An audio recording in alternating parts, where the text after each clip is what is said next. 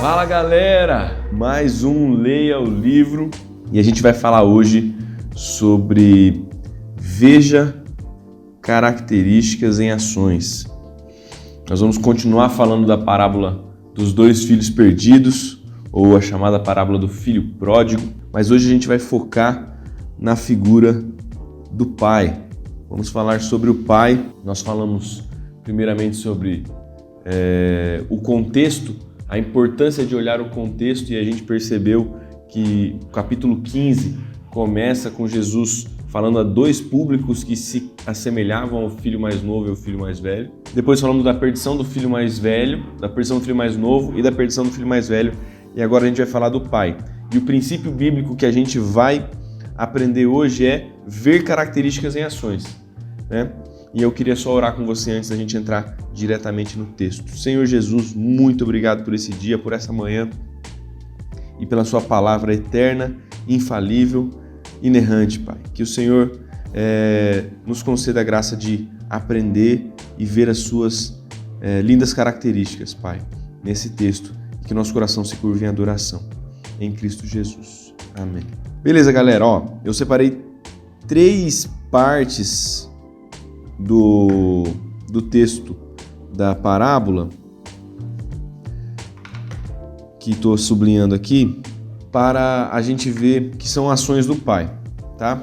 Então, as parábolas, elas são contadas para que elas sirvam como uma analogia. Então, por isso que é interessante que quando você olha a analogia, você perceba que na analogia Jesus está querendo ensinar alguma coisa, uma característica de quem ele está falando. Então, por isso que veja a característica em ações. Veja, através das ações, aquilo que Jesus está querendo comunicar. Veja o que está por trás das ações que Jesus está falando. Veja qual é a essência do caráter de Deus nesse texto. Então, vamos ler o texto. Vinha ele ainda longe, quando o seu pai o avistou e, compadecido dele, correndo, o abraçou e beijou. E o filho lhe disse: Pai, pequei contra Deus e diante do Senhor, já não sou digno de ser chamado seu filho.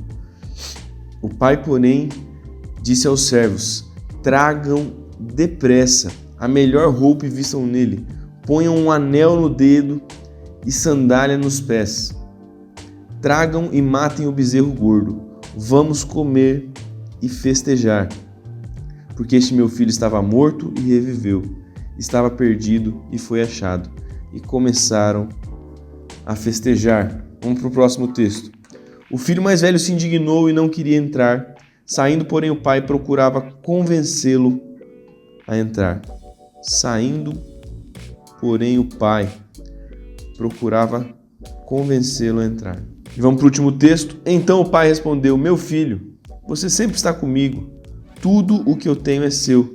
Mas era preciso festejar e alegrar-se, porque este seu irmão estava morto e reviveu, estava perdido e foi achado. Então eu queria separar com vocês 6 características do pai que eu vejo nas ações dele. Então Jesus está falando de ações, mas essas ações demonstram características, e essas que eu quero ver. Então a primeira característica é que o pai tem iniciativa. Ele nos busca primeiro. O pai, quando avistou o filho, ele saiu correndo. E você pode me dizer, mas o filho foi quem teve a iniciativa de voltar. Mas o filho teve a iniciativa de voltar para pagar, tentar justificar-se a si mesmo com o seu pagamento através de um salário, de um emprego. E o pai correu em direção a ele com misericórdia. O pai buscou o filho e resgatou o filho. O pai não queria o filho estava vindo como um empregado e o pai foi em direção a ele para resgatá-lo como filho. O pai é quem nos busca para nos fazer filhos. E você pode ver tanto aqui quanto aqui que quando o filho mais velho não queria entrar, quem que foi atrás do filho mais velho? Foi o pai. O pai foi atrás do filho mais velho e tentava convencê-lo. Veja, o pai não é fariseu com os fariseus. E nós também não devemos ser fariseu com os fariseus. O pai quer que os fariseus e que os filhos mais velhos também entrem na festa. Ele está ansioso de ver o filho mais velho reconhecer: pai, vamos festejar mesmo. Eu também quero festejar e eu também sou alegre em ser seu filho. Então, a primeira questão que eu queria ver é que o Pai tem iniciativa. Ele nos busca primeiro e essa iniciativa vem do amor de Deus, o Pai. Segunda característica. Veja, o Pai é misericordioso. Olha só, a melhor roupa, um anel no dedo, sandálias nos pés, o bezerro gordo, festa. O Pai é misericordioso. O Pai, como diz o Salmo 103, o Pai não nos trata conforme os nossos pecados. Ele não nos retribui de acordo com as nossas iniquidades. O Pai é misericordioso e compassivo, Ele é benigno. Diz o começo do Salmo 103, Ele nos preenche de coisas boas. Ele é que enche a nossa vida de bens e faz a nossa juventude se renovar como a da águia. O Pai é misericordioso e a essência da misericórdia é não tratar a pessoa com o mal que ela deveria ser tratada. Isso é ter misericórdia da pessoa. Então o Pai trata a gente muito melhor e você vê isso no texto. Então você está vendo características através das ações. O Deus que a gente serve é um Deus que tem iniciativa, é um Deus misericordioso. Terceira característica. Cara, essa característica eu gosto muito do texto. Por quê? Nós costumamos a ver um Deus carrancudo, um Deus bravo e um Deus que está sempre exigindo coisas e normativas e só isso. Eu não estou dizendo que não existe a lei de Deus, a lei moral de Deus que está sobre todos os homens, que nós devemos respeitar. Mas a questão aqui é que o pai, quando viu um filho que tinha descumprido todos os seus mandamentos, voltando, ele, a custo próprio, como foi na cruz, pagou todos esses pecados e ele festejou. Festa, vamos festejar. E começaram a festejar, vamos comer e festejar. Esse pai, ele explodiu de alegria quando ele viu o filho voltar. Esse nosso Deus é feliz. Deus é feliz. Deus é feliz. Deus sorri. Sabe, você acha que Jesus era carrancudo? Era nada. As crianças gostavam dele, o pessoal gostava de ficar perto dele. Claro que ele falava de coisas muito sérias e de maneira muito incisiva, muitas vezes. Mas com certeza Jesus era alguém agradável, feliz. O Deus do Antigo Testamento falava para as pessoas festejarem a sua glória, festejarem a grandeza do seu poder, festejarem tudo que ele fazia. Deus faz festa, adoração é festa. Vou escrever isso aqui. Beleza, então vamos para a quarta característica. Veja, o Pai é generoso. Além de misericordioso, ele é generoso, que lembra aqui da graça dele. Enquanto a misericórdia é não dar o mal que as nossas ações mereciam, a graça é dar o bem que as nossas ações não mereciam. E o Pai é generoso, ele concede todas essas coisas. Concede a dignidade de volta. Sandália, anel e roupa é dignidade de filho de volta. Quinta característica. Veja, essa característica é o seguinte. O Pai é imutável. O Pai é imutável. Tá aqui, ó. Meu filho, você está sempre comigo. Tudo que eu tenho é seu, mas era preciso festejar e alegrar-se, porque este seu irmão estava morto e reviveu, estava perdido e foi achado. O Pai teve que lidar com alguém que discordava dele.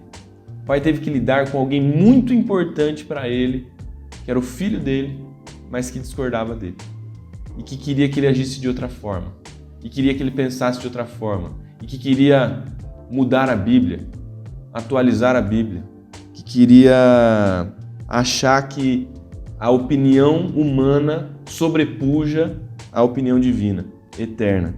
E aí Deus falou assim, com toda misericórdia, que ele trata o filho dele que ele ama, apesar do filho dele estar errado, ele diz assim, eu entendi o que você disse, mas eu discordo. Era preciso festejar e alegrar-se. Era necessário. Eu não vou deixar de festejar e alegrar porque você deseja que eu pare de festejar e alegrar. Eu não vou deixar de pensar como penso e não vou deixar de falar o que falo porque você acha que eu deveria fazê-lo. Deus tem opinião própria e Ele não pede a nossa opinião sobre como Ele deve pensar. Então, o nosso Pai, ele tem iniciativa, ele é misericordioso, ele é alegre, ele é generoso e gracioso, mas ele é inflexível, imutável. Ele é o mesmo ontem, hoje e eternamente. E por isso tudo, eu queria falar a sexta característica, que para mim é uma conclusão de tudo isso aqui. O Pai é demais. Esse Deus que tem todas essas características, iniciativa em buscar-nos, misericórdia, um Deus que a gente nunca vai achá-lo relutante em nos perdoar se tão somente nós voltarmos para Ele arrependidos do mal que cometemos. Esse Deus que se alegra quando a gente volta, que faz festa, esse Deus generoso e gracioso que concede de volta a nossa dignidade, esse Deus imutável que nos traz segurança. Esse Deus é demais, esse Deus é digno de adoração. Esse Deus, ele faz com que, quando nós voltamos para casa, vivamos segundo a ordem da casa, por alegria, pela dignidade que nos foi restaurada, porque agora conhecemos a casa e honramos a dignidade do dono da casa. Esse Deus, ele é digno de adoração. E a adoração, como a gente disse, adoração não é tristeza, adoração é festa. A adoração é festa pelo Deus glorioso que a gente serve. E diante disso, meus irmãos, para finalizar, esse é o último vídeo da série. Acho que a gente pode ter duas reações diante de Deus. Vou escrevê-las aqui.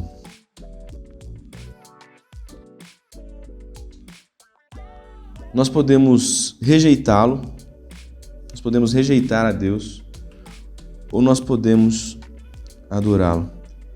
Esse Deus adorável que está descrito nessa parábola, ele pode ser rejeitado pelos homens, apesar de todas essas características lindas, mas ele nos conclama a adorá-lo.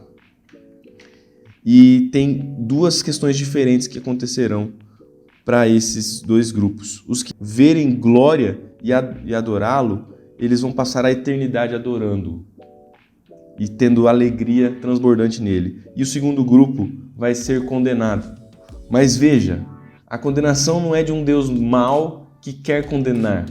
A condenação é de um Deus que busca, que tem misericórdia, que se alegra em nós, que sorri, que é generoso e gracioso e imutável, glorioso.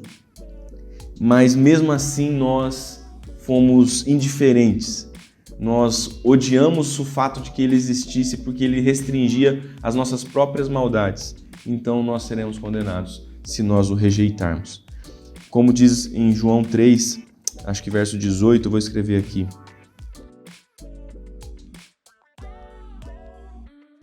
Não coube muito bem aqui, galera, mas qual que é a condenação? A condenação é esta, diz João 3,18, que a luz veio ao mundo, mas os homens amaram, se apegaram mais às trevas do que à luz, pois as suas obras eram más. Veja, a condenação é que esse Deus está nos chamando.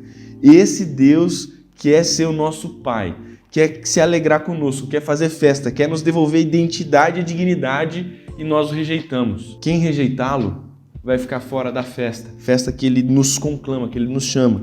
Mas quem adorá-lo vai poder participar, porque essa é a alegria dele, fazer que filhos e filhas entrem e participem do banquete da festa. Esse é o nosso Pai, esse é o Deus dos céus. Então é isso aí, galera. Finalizamos aí a série da parábola dos dois filhos perdidos, falando do nosso glorioso Pai. Tamo junto e vamos que já tem mais. Valeu, grande abraço, é nóis.